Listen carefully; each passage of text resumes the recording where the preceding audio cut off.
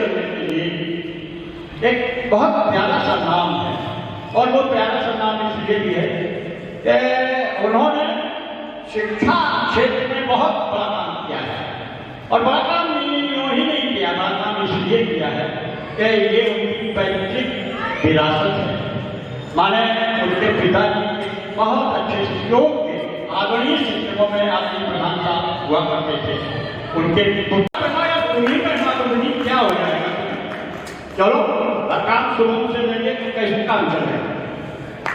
जोरदार तालियों के साथ स्वागत है CCA के डायरेक्टर ऑर्गेनाइजेशन भाई प्रदीप पर उपस्थित सभी वरिष्ठ, तमाम मेरे यहाँ आदरणीय विद्युतजन बैठे हुए हैं, सभी को प्रणाम। माताएं, बहनें और बच्चे, निश्चित रूप से हम एक बहुत महत्वपूर्ण अवसर पर यहाँ इकट्ठे हुए हैं, क्योंकि स्मृतियाँ तो सबकी अपने अपने पूर्वजों से या परिवार के बड़ों के साथ जुड़ी होती है, वो हमारी व्यक्तिगत होती है। लेकिन वहीं उन्हीं परिवारों में कुछ ऐसे लोग भी होते हैं जो पूरे समाज की संपदा होते हैं, जिनमें आदरणीय बड़ी बहन डॉक्टर अजिता त्रिपाठी जी का नाम आता है। मैं तो उनसे बहुत जूनियर हूँ, बहुत छोटा हूँ, और बहुत अरसे के बाद, बड़े होने के बाद के संपर्क में आने का, उनके सानिध्य में आने का मौका मिला। लेकिन कभी ये महसूस नहीं हुआ कि हम इतनी बड़ी शख्सियत से मिल रहे हैं और अपने छोटे बड़े किसी भी काम के लिए हमने उनके सामने अपना निवेदन रखा, तो उन्होंने बड़ा ही आशीर्वाद के साथ, बड़प्पन के साथ हमारा मार्गदर्शन किया और आगे बढ़ाने में हमारी मदद की। मैं ये इसलिए बताना चाहता हूँ, महाविद्यालय में उसकी बताना चाह रही एक श्रेष्ठ शिक्षक रही, डीन ऑफ फैकल्टी रही। इस सब के अलावा जैसा कि बताया गया, हम सब जानते हैं कि एक बहुत अच्छी साहित्यकार रही। उससे हटकर के अपने विद्यालय और अपने कार्य क्षेत्र से हटकर के जब शिक्षा के क्षेत्र में कहीं कोई काम हो रहा हो, उसमें जो उनका योगदान रहा, जो उनके बड़प्पन का जो प्रभाव रहा, मैं उसकी चर्चा करना चाहता हूँ।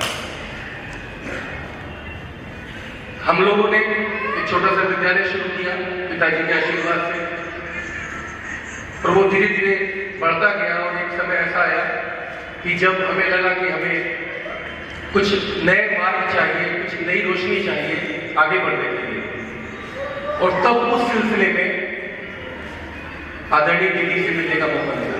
मुझे अपना परिचय देना था, क्योंकि मैं इतना जूनियर रहा, कभी उनके आसपास से गुजरने का भी मौका नहीं मिला।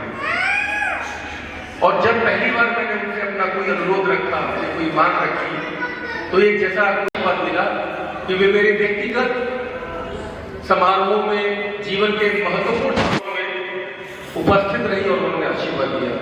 कविता की बात गुरुजी जब आती है तो आपको ध्यान होगा, आप उस समय पर मौजूद थे।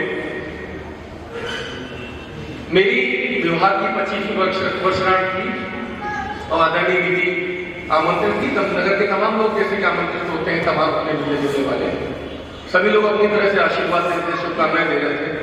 थोड़ा सा भीड़ भाड़ थी, आदरणीय गुरुजी मंच पर ही थे, और अचानक से एक कविता का स्वर सुनाई दिया। उस संचालन को के तौर पर जब उन्हें बुलाया गया होगा, उनको भीड़ में समझ में नहीं आया, सुनाई नहीं दिया, और अचानक एक बहुत प्यारी सी, बहुत मधुर सी, मैं कह सकता हूँ कि इतनी मधुर आवाज हमने अपने आसपास नगर में और अपने परिचय में नहीं सुनी है, जैसे आदरणीय दीदी अजिता त्रिपाठी जी की थी। उनकी मधुर कंठ के लिए एक बार हम लोग तालियां बजा सकते हैं, क्योंकि इतना सौम्य और उतना मधुर कंठ सुनने को नहीं मिलता। और वो आवाज थी आदरणीय दीदी अजिता त्रिपाठी अवस्थी जी की, और वे एक कविता लिख करके लाई थी, परिवार अभिभूत। उससे बड़ी भेंट पूरे समारोह में किसी और की नहीं थी। ये मेरा वो अनुभव था जो कभी मैं भूल नहीं सकता। इसके बाद तमाम ऐसी चीजें आई कि विद्यालय में केमिस्ट्री विभाग को आवश्यकता हुई, एक्सटर्नल एग्जामिनर्स के तौर पर हमें बाहर से कुछ लोगों को बुलाना होता था। तो एक बार हम आदरणीय दीदी से हमने रिक्वेस्ट किया कि कक्षा 12 के बच्चों का आपको प्रयोगात्मक परीक्षा में उनका वो लेना है। उनका मुझे डर लग रहा था क्योंकि वो डिग्री कॉलेज की प्रिंसिपल थी उस समय भी, लेकिन उन्होंने कहा कि मुझे बहुत अच्छा लगेगा बच्चों के बीच में जाने। तुम्हारे यहाँ कुछ अच्छा काम होता है, मुझे देखना चाहिए। हमारे बोर्ड में व्यवस्था थी कि आप एक्सटर्नल बाहर से ले सकते हैं, किसी कॉलेज के प्रिंसिपल हो, कम से कम इंटर कॉलेज को या डिग्री कॉलेज को। तो मैंने बेधड़क, मुझे मालूम था कि उनका विषय केमिस्ट्री है और वो यहाँ के महाविद्यालय की प्रिंसिपल है। एक बड़ी बात थी कि बच्चों के स्कूल में ले जाया गया, लेकिन उन्होंने सहर्ष को स्वीकार किया। वो आई और उन्होंने लैब देखी, हमारे टीचर्स को गाइड किया कि हाँ थोड़ा ये बच्चों को केमिस्ट्री पढ़ाई भी जा रही है और उसके प्रयोग भी किए जा रहे हैं। तो उन्होंने देखा, सुना और बच्चों को वहाँ पर आशीर्वाद दिया, उनकी परीक्षा भी दी। और एक खास बात थी कि ऑनरेरियम, मैंने शिवम भैया को एक बार बताया ये बात कि वो बोर्ड की व्यवस्था है। मैंने कहा कि वो एक होता है मानदेय जो हमें देना होता है, और उसे लेने के लिए वे किसी कीमत पर तैयार नहीं हुई। बोले मुझे दीदी बोलते हो, तुमसे कैसे ले सकती हूँ, मैं तुमसे बड़ी हूँ। मैंने कहा दीदी तो व्यवस्था है। बोले बिल्कुल नहीं। और मुझे याद है उन्होंने कहा कि मुझे फिर बुलाना, बार बार बुलाना इस कार्य के लिए। मुझे बहुत अच्छा लग रहा है क्योंकि बच्चों को या अपने अनुभव से कि तुम्हारे शिक्षकों को अगर मैं कोई मदद कर सकूंगी, इस तरह की बात अपनी तमाम व्यस्तताओं के बीच। और जिस निर्भीकता की बात अभी आदरणीय शंकर त्रिपाठी जी ने की, वो तो इस नगर में क्षेत्र में देखा है कि तमाम मुश्किल परिस्थितियों में, तमाम झंझावातों के बीच में जिस दृढ़ता के साथ वो खड़ी रही, वे जितनी सौम्य दिखती थी, वे जितनी सहज दिखती थी, वे जितनी मुलायम दिखती थी, उतनी ही वे निर्भीक और मजबूत थी। और इसकी मिसाल उन्होंने समय समय पर कायम की और दिखाई। आज वो नहीं है, बहुत कम समय में, बहुत जल्दी वो हम सबको छोड़ करके चली गई। इसका बहुत अफसोस रहेगा। मैं भी पिछले 2 कार्यक्रमों में दुर्भाग्यवश उपस्थित नहीं हो सका। कल मुझे जब शुभ मैया ने बताया मैं लखनऊ में था, मैं अभी सीधा पुलिस परिस्थितियों में वैसे ही चला आ रहा हूँ। मैं चौराहे पर ही उतर गया गाड़ी से, क्योंकि मेरे लिए बहुत बड़ा मौका था कि मैं उपस्थित होकर के उन्हें अपनी श्रद्धांजलि व्यक्त कर सकूं। कार्यक्रम में बहुत तमाम लोग उपस्थित हैं, उनके अपने अनुभव हैं और बहुत अच्छी अच्छी कविताएं भी सुनने को मिली है। आप सभी को एक बार प्रणाम और उनकी पुण्य स्मृति को सादर नमन।